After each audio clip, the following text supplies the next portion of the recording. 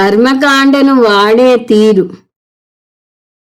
కర్మకాండ మనను నది ఆవలి తీరానికి చేర్చే పడవ వంటిది.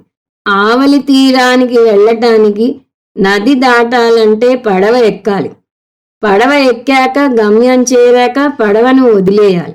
ఉపాయాన్ని ఎంతవరకు వాడాలో అంతవరకు వాడాలి. ఇక్కడ ఉపాయం కర్మకాండ. ఈ విషయంలో రెండు విపరీత వాదనలు ఉన్నాయి.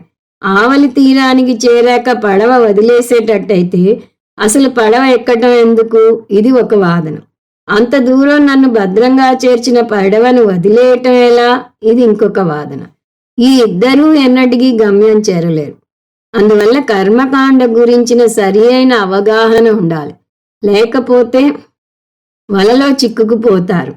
పడవ ఎక్కకపోతే గమ్యం చేరలేరు. పడవ ఎక్కినా పడవ వదలకపోతే ఒడ్డుకు చేరినా చేరకపోయినా ఒకటే. అంటే రెండు వాదనలు తప్పే. పడవ ఎక్కటం ఎందుకు అనే వాదనలో కర్మకాండ మీద ద్వేషం పెంచుకుని కర్మకాండను విమర్శిస్తున్నారు.